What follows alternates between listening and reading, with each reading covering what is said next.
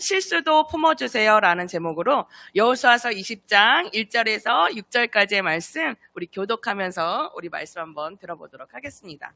제가 먼저 읽고 교독하겠습니다. 그때 여호와께서 여호수아에게 말씀하셨습니다. 이스라엘 사람들에게 도피성을 지정하라고 하여라. 이것은 내가 모세를 통해 너희에게 명령한 일이다.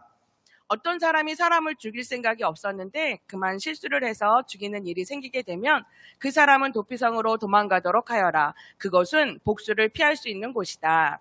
그 사람이 도피성들 중 한 곳으로 달아나면 그는 성문에서 멈춰서서 그곳 백성의 지도자들에게 어떤 일이 일어났었는가를 설명해 주어야 한다. 그러면 지도자들은 그를 성 안으로 들어오게 할 것이고 그에게 자기들과 함께 살 곳을 마련해 줄 것이다. 그를 뒤쫓는 사람이 성까지 따라오는 일이 생기더라도 성의 지도자들은 그 사람을 넘겨주지 말아야 한다. 왜냐하면 그 사람은 미워하는 마음 없이 실수로 사람을 죽였기 때문이다. 너희는 그 사람을 그곳의 법정에서 재판할 때까지 성 안에 머무르게 해야 한다. 또한 당시의 대제사장이 죽을 때까지 그곳에 머무르게 해야 한다.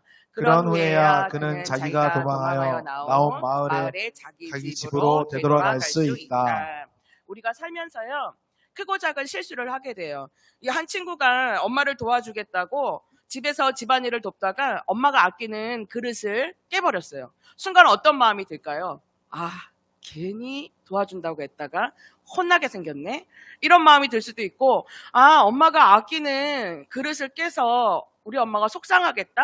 이런 마음이 들 수도 있을 거예요. 그러면서 속으로는 미안하고 속상하고, 그리고 아, 나 왜 이렇게 손이 이러지? 왜 나 일을 야무지게 못하지? 하는 부끄러운 마음도 들 수 있을 거예요. 우리가 이렇게 내가 일부러 한 건 아닌데 이렇게 잘못하는 일이 있거나 실수하는 일이 생겼을 때 엄마가 이렇게 딱 와서 보고서는 아이고, 너 왜 이렇게 시키지도 않은 일 했어? 라고 하고 야단을 치게 되면 마음이 어떨까요? 되게 마음이 슬퍼질 거예요. 그런데 엄마가 뭐라고 얘기하느냐면 너 손 안 다쳤니? 라고 얘기해주면서 저를 걱정해주면 어떻게 될 것 같아요? 그 마음에 위로가 생기게 되는 거예요.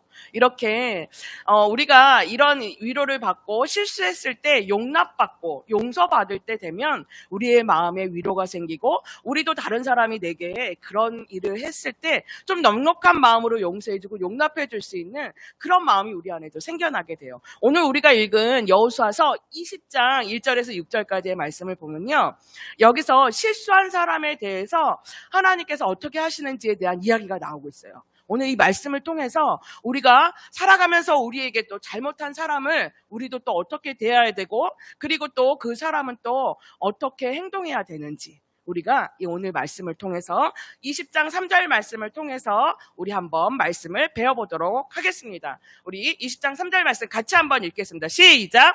부지 중에 실수로 사람을 죽인 자를 그리로 도피성으로 도망하게 하라. 이는 너희를 위해 피해 보복자를 피할 곳이니라. 여기서 무슨 얘기가 나오냐면 이렇게 오늘 말씀의 말씀 포인트를 한번 생각해 보려고 해요. 우리 같이 한번 읽어보겠습니다. 시작! 내게 실수한 사람을 하나님이 나를 용서하신 것처럼 용서하라. 내가 용서받았을 때 우리도 다른 사람을 용서할 수 있거든요. 오늘 도피성에 대한 이야기가 나오고 있어요. 여기는 이스라엘, 이 가나안 지역을 얘기하고 있는데 하나님께서 이스라엘 백성들에게 가나안 땅에서 곳곳에 도피성을 만들라고 해요. 이 도피성은 뭐냐면, 도피성은 내가 일부러 그 사람한테 잘못하지 않았어요. 일부러 그 사람을 죽이려고 한 게 아닌데 실수로 어떤 사람을 죽이게 됐어요. 그럴 때 이곳을 도피성을 찾아가서 도망할 수 있어서 그곳에 피할 수 있는 곳이 바로 도피성이라는 곳이에요. 왜냐하면요, 누가 내가 잘못해서 이 A라는 사람을 실수로 돌로 이렇게 옮기다가 탁 쳐가지고 이 사람이 죽게 됐어요. 내가 일부러 한 게 아니거든요. 그렇기 때문에 이럴 때 이 A라는 사람이 죽고 그 형제나 가족들이 또 어떻게 돼요? 그러면 저를 또 죽이려고 하겠죠. 그러면 이게 계속 어떻게 돼요? 복수가 복수를 낳고 복수가 복수를 낳으면서 계속적으로 이 피해 복수가 이루어지는 사회가 되는 거예요. 하나님께서 이것을 막기 위해서 이 가나안 지역에요, 이스라엘 백성들에게 도피성을 허락해 주셨어요. 그래서 이쪽으로 어디든 도망갈 수 있는 곳에 도피성을 세워놓은 거예요. 그래서 이 사람이 이곳으로 가게 돼요. 도망가면 막 그 억울한 사람이, 이 가족들이 복수를 하려고 따라오다가도 이 도피성 안으로 딱 하고 들어가면요, 이곳에 있는 지도자가 어떻게 하냐면 이 사람을 그 보복하려고 하는 사람을 들이지 못하게 해요. 그리고 이 사람은요, 여기서 재판을 받는 거예요. 성읍의 장로가 이 사람이 진짜 일부러 죽였느냐, 아니면 일부러가 아니라 고의로가 아니라 실수로 잘못해서 죽였느냐, 이것을 판별을 해요. 그 다음에 재판을 하고 나면 여기서 이 사람이요, 이제 그 벌을 받게 되는 거죠. 어떻게? 대제사장이 죽을 때까지 이곳에서 있게 되는 거예요. 그러니까 대제사장이 죽게 되면 그 피로 인해서 이 사람은 사면을 받게 되는 거예요. 그래서 그때서야 자기 마을로 돌아갈 수 있어요. 그래서 대제사장의 피해값으로 대속을 받을 때야만 이렇게 다른 사람을 죽인 죄를 용서받을 수 있는 거예요. 그래서 하나님께서 이 도피성을 만들어 주셨어요. 그래서 하나님께서 이걸 가지고 더 이상 피해 보복이 일어나지 않도록 하나님께서 막아주신 거예요. 그래서 하나님은요, 이렇게 우리가 이렇게 이 도피성을 통해서 우리가 하나님 앞에 잘못한 것을 구하고 용서를 구할 때 우리를 용서해 주세요. 그리고 그 용서받은 것을 통해서 우리가 또 다른 사람을 용서할 수 있도록 하나님은 그런 사랑과 은혜를 베풀어 주신 거예요. 그런데 하나님께서요, 이 도피성을 통해서 다른 사람의 실수를 용납할 수 있는 기회를 주셨잖아요. 그래서 우리가 또 그 용서와 사랑을 받아서 다른 사람을 용서하게 되면요, 어떤 일이 일어나는 게 되느냐면요, 계속적으로 우리가 또 다른 사람을 용서할 수 있게 되는 거예요. 그것은요, 우리 예수님께서 십자가에서 우리의 죄를 용서해 주셨기 때문에 우리도 다른 사람을 용서할 수 있는 거예요. 이게 죽임을 당한 그 가족들은요, 굉장히 억울할 거예요. 어떤 일이 있느냐면 친구들끼리, 남자들 같은 경우에는요, 서로 A하고 B가 만나서 반갑다고 막 인사를 해요. 근데 남자애들은 어떻게 해요? 막 헤드락 걸고 잘 있었냐 막 이렇게 하다가 어떻게 해요? 실수하다가 딱 치게 되면은 어쩌다가 이 A라는 친구가 헤드락 걸어가지고 딱 쳤는데 B라는 친구의 머리가 문에 찧어가지고 찢어졌어요.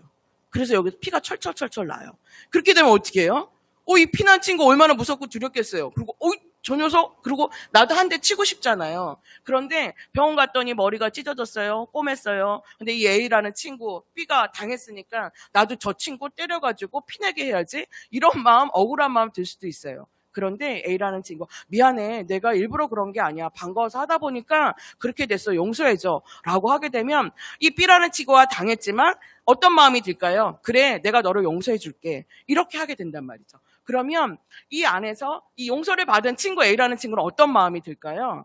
하나님의 사랑을 느끼게 돼요. 내가 잘못해서 미안한데 으이씨 너도 똑같이 당해봐 하고 때려주거나 폭력을 행하면은 또 마음에 화가 날 텐데, 아니야, 그래, 알았어, 네가 실수로 그런 거 알아 라고 해서 용서를 해줄 때 어떤 일이 일어나느냐면요, 우리 안에서 이렇게 계속 사랑이 흘러가게 돼요.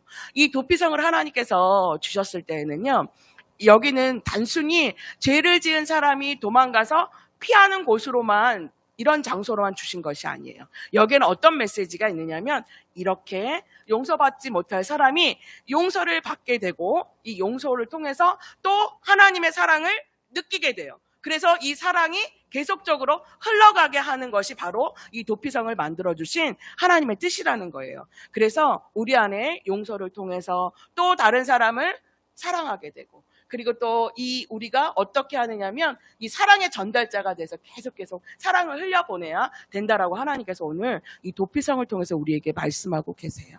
이번 한 주간 동안 우리 친구들 안에 이런 마음이 있었으면 좋겠어요. 나에게 잘못한 사람들, 또 명절 지나고 나니까 가족들끼리 복잡복잡 모이고 만나니까 자꾸 이 안에서 듣지 말아야 될 소리를 듣고 상처받은 사람들도 있고요. 그래서 미운 마음이 생기는 그런 경우도 있을 거예요. 그럴 때에 우리 하나님께서 나를 용서해 주신 것처럼 나도 다른 사람을 용서해야 되겠구나 라는 마음을 우리 안에 심어주신다라는 거죠. 그래서 우리의 마음이 도피성이 되었으면 좋겠어요. 예수님이 우리의 도피성이거든요. 그러니까 우리도 예수님 닮아서 다른 사람이 내게 잘못했을 때 나도 그 사람을 용서해 주는 도피성이 되고요. 그렇게 용서해 줄 때 또 우리 안에 사랑이 흘러갈 수 있게 돼요. 이번 한 주간 동안에는 내게 잘못한 사람을 용서하고, 그리고 사랑으로 사랑의 전달자 역할을 해야 되겠다라는 그런 고백을 하며 기도하면서 이렇게 기도했으면 좋겠어요. 다 같이 한번 읽어보겠습니다. 시작. 하나님, 하나님의 사랑을 전하며 용서할 수 있도록 도와주세요. 기도하겠습니다. 하나님, 우리의 도피성이 되어주셔서 감사합니다. 우리가 실수하고 잘못했을 때 우리의 피난처가 되어주시고 우리를 용서해 주시니 감사합니다. 우리가 잘못한 일을 가지고 예수님의 이름으로 용서를 구할 때 들으시고 용서해 주시니 참 감사합니다. 하나님께서 용서하시고 사랑하시는 그 은혜로 우리도 다른 사람들의 실수와 잘못을 용서하고 그 사랑을 전하게 해주세요. 감사드릴 때 용서하시고 사랑하시는 예수님의 이름으로 기도합니다. 아멘.